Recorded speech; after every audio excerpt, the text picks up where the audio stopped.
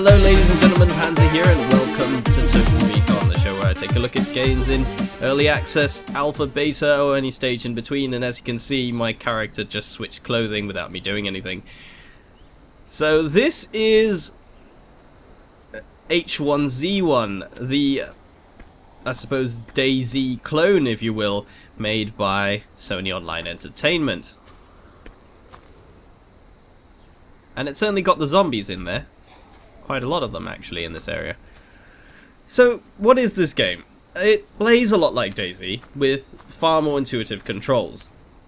That's the gist of it, really. It also includes working vehicles and a fully implemented crafting system, which has a few interesting quirks, which, of course, feel borrowed from other games, but frankly, that's not necessarily a bad thing. Now, it's not a bad-looking game. It's based on the PlanetSide 2 engine, so of course some things might look a little bit dated. For example, textures, getting a little bit of lighting pop in there. But this is early access, so these kind of things are to be expected. And in fact, the game had a very troubled launch. For the last 12 hours or more, it was actually plagued with connectivity issues and players not being able to log into the servers at all. So it's finally stabilized in that sense, and you are able to get into games. Now, I do apologize for the way I might sound. If I do sound a little bit different to you, it's because I'm actually down with a cold at the moment and it's very difficult to record anything. But we will soldier on and hopefully get this done. So, basically, this is a starting character, and I actually have played a couple of hours already on another character which had gear. In fact, it had 2 pistols and a decent amount of recipes already unlocked for the crafting, which I'll get onto in a minute. But I can't seem to log into that at the moment. It crashes the game when I log into it, and I don't know why, because I loaded into this character just fine on a different server. So, we're basically starting from the beginning. I have a little bit of food and stuff, but that's about it. So, you start off with the clothes on your back, and that's almost it, really. You have a bundle of bandages, which can be used to stop bleeding, and you start off with a flare. That empty bottle was something I found as well. So these flares will help you to light campfires. If you have an axe, which you have to find as well, you don't start with that. You can go and harvest meat, or you can go and chop trees down to get some logs and make campfires out of it, and these flares can light those campfires. However, it also lights up the entire area for about 15 minutes, and zombies as well as players can be attracted to light, in addition to sound, amongst other things. So, it is actually kind of a disadvantage that I did find a lighter on my other character, which was able to quietly light fires. Of course, fires themselves do produce a little bit of light, but nowhere near as much as flares do. So, this game in early access at the moment costs $19.99, that's in US dollars, or whatever your regional equivalent currency is, to get into, and that gives you a couple of items at the beginning. It gives you some event tickets, a couple of crates to begin with, and a crate key. Now these things are available via microtransaction, and why microtransactions? Because this game is going to be free to play in future. In fact, if we pick up that hammer? I don't think we need that. Okay, so if we go into the buy more section, we can actually see what these things are and how much they might cost. Now, of course, these things will likely change in future, but for now, we can at least have a look at what's available. Of course, not everything is available just yet. So, event tickets allow you to simply get into servers that have special events going on. For example, there might be holiday events, or there might be something like Battle Royale. There are a number of Battle Royale servers available, and you use event tickets to get into that. So, that's that. And then there's airdrop tickets, which allow you to call in a supply drop, very much like what would happen in Rust. However, these are player controlled, so you can call that in. In fact, if we just hop outside at the moment, I believe there is a supply drop coming in, actually. I'm not sure if you can hear this on the video, but there is a loud droning going on, and that is the sound of a plane. I'm still trying to pinpoint exactly where it's coming from. But these planes fly over the entire server, and as you can hear, hopefully, how loud it is, it's very hard to not notice it. So I guess as a point of balancing, really, even if you can call in a supply drop, there's no guarantee that you'll be the only one going after it. In fact, anybody can claim that supply drop. Now, I don't see the actual plane. However, the actual crate that drops from it drops very slowly, and when it hits the ground deploys a smoke signal, which is very noticeable. In fact, on my other character, that's how I found the lighter, because I snuck up on some guys who called in supply drop, and they left that stuff behind, so that's what I managed to grab from it, and it was kind of a lifesaver having that. But I guess we didn't see the plane.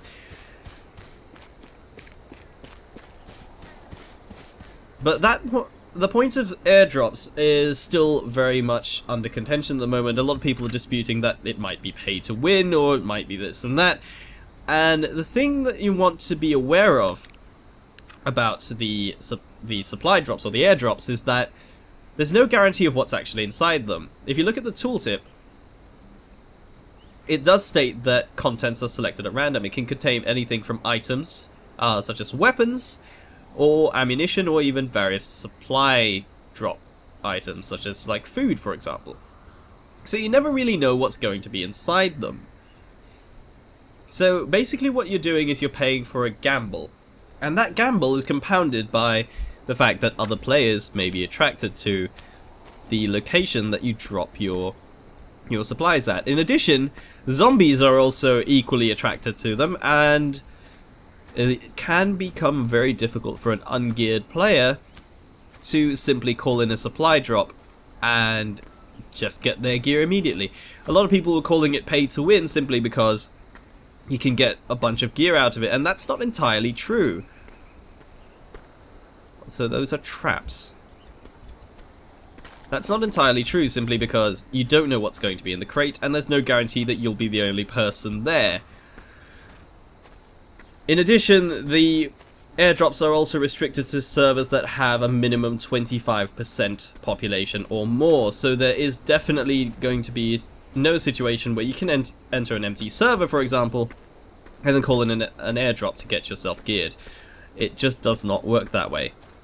There is discussion for it to be a server-wide event that happens at random times, however, that is still not confirmed yet.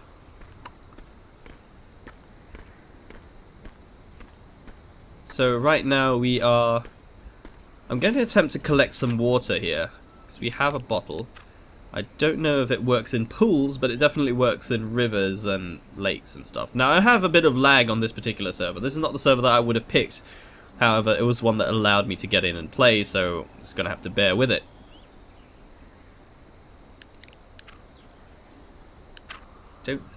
Yep, it does appear to be working. Now what happens with this, once it updates, is that we get dirty or stagnant water. In this case we got dirty water, and it's not safe to drink. We actually need a campfire in order to purify it. And that's one thing about the crafting system. The crafting system is a simple point and click affair. You click on something, and when you have the ingredients you can craft it. However, in some cases it's contextual. You require either a campfire or a furnace in order to make things. For example, metal bars can only be created if you have a furnace, and purified water can only be attained by crafting a campfire. And these are placeable objects. In fact, you can craft structures as well and place them in the world. In addition to craftable objects that you can place in the world, there are also working vehicles, and some of these vehicles may require repair in order to function, so finding certain components may be beneficial. Now, so far as I can tell, all of the buildings are interactive. You are able to go into almost any building, and... well, in fact, every building that I have encountered so far has been accessible in some form. I just want to close the doors just in case the zombies get to us. And they can contain various items. In fact, in some cases, some of the most useful items can be found by interacting with buildings and their contents. So, for example, finding food, your best bet is inside a house. There might be food left over. Even weapons, for example.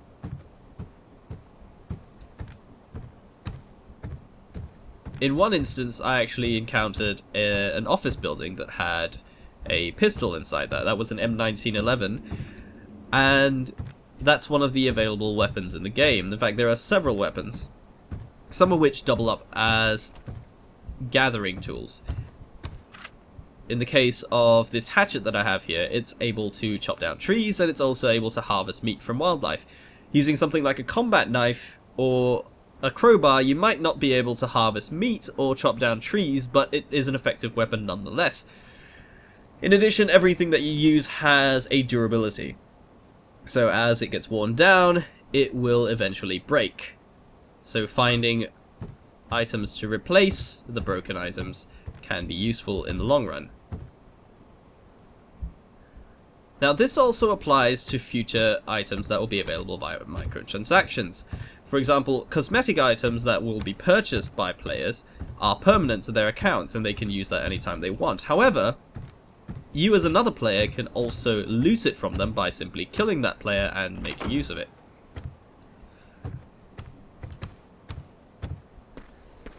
But in the case where you have looted it from another player, it is also important to take note that it becomes very much like all of the in-game items and has a durability. So as you get killed and respawn several times, you may find yourself not being able to use that item anymore. So as far as free-to-play games go anyway, it seems like they might be trying to go for something that seems particularly fair. But of course, that's something that might change in future. And it's not guaranteed to stay the same way all the way through this game's lifespan. Now, of course, this game is in early access, and as you noticed there are some bugs, chief among which that zombies and or wildlife can sometimes clip through walls and can sometimes damage you through walls, which can be a little bit annoying. But given that this game is still in early access, we would hope that that would eventually change, and we might find it happens less often. But of course, this could also be related to lag issues that I'm having on this particular server. So you might be wondering, okay, why didn't you wait then so that you have access to a server with a decent ping and that, you know, it would actually work out for you? And the problem is there is still several connectivity issues. For example, the other character that I have is currently on a decent server that I was actually able to play effectively on. But I am not able to log into that server at the moment for reasons unknown. It seems to crash the game, or it seems to just time out entirely, so I'm not sure what's going on with that. Now, the game has 4 basic meters to take care of. You've got your health, which is obvious, and you have stamina, followed by energy and hydration. Now, energy is a bit of a funny one because that's actually your hunger meter, and hydration is actually your thirst meter. But these are all tied into how quickly your health and stamina regenerate. By moving around, your stamina will actually drop, and of course the faster you move, the faster that stamina will be expected to drop, but standing still will cause it to regenerate almost to 100%, almost immediately. But of course, if you are thirsty or hungry, that might change, and you might find yourself being worn out a lot faster. Now, if that sounds familiar, it's because basically every other survival game has followed these same basic necessities. So you might be thinking, okay, same old, but there's nothing really wrong with that. After all, H1Z1 has been in development while other games such as DayZ and Rust have been out, and to a certain extent Nether, as well as games like the War Z.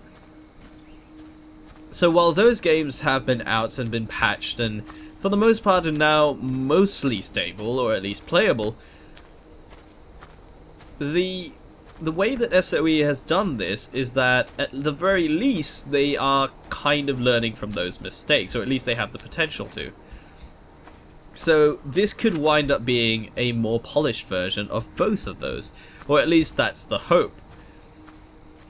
Right now it is looking fairly promising. It's going to be a free-to-play game after all, and the microtransaction system seems fairly decent for the most part. However, that is something that may change.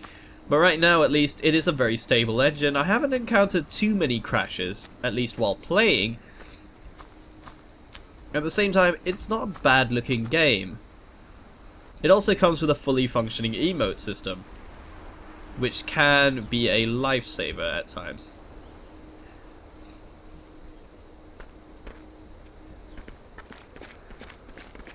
If you're the sort of player that doesn't use a mic very often, you're not going to be caught being unexpressive, at least. Using the F1 to F9 keys, essentially, you have a whole host of emotes. And apparently there's plans to include more emotes in future. There's the lag working out nicely for me there. As you can see, they don't lack for zombies, at least. But I will say at this point in time, at least, it doesn't look like a game that's doing anything particularly different. It is borrowing heavily from a lot of existing games, and hopefully applying a layer of polish over it that makes it a much better experience overall. Things like crafting has been seen in games like Rust, and the whole survival system, especially with zombies, has been seen from DayZ since the mod days. So this isn't doing anything particularly new. So if you're looking for a groundbreaking new game, I'm sorry that this doesn't look like it's shaping up to be that. However, if you were annoyed with things like the bugs in the DayZ standalone, for example, this might eventually be something that's more polished than that. In addition, this also features a much smaller map, and that sounds like a bad thing at first glance, but it is also a map that has more content in it, that even with the same amount of cities as DayZ, it's crammed into a much smaller area with a lot more players able to be playing on the server at one time. This leads to a much greater potential of meeting other players, and with no in-game currency available, it also leads to a possibility of bartering and trade, as well as more types of player interactions. So this then could possibly be a more sociable DayZ, but who knows, we'll see when it finally launches in full. But as far as this preview goes, it looks like it might be doing okay.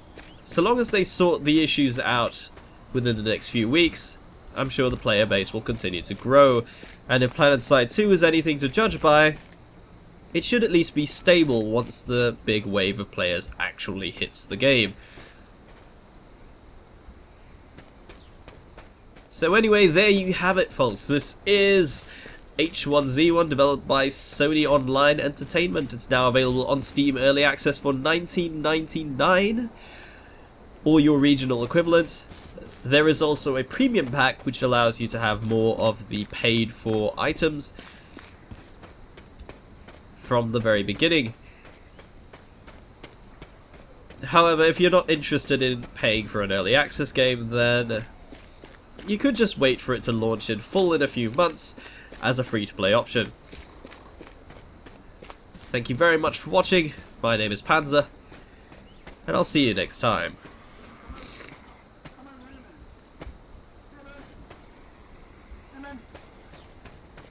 You need food? Hey man, you need food?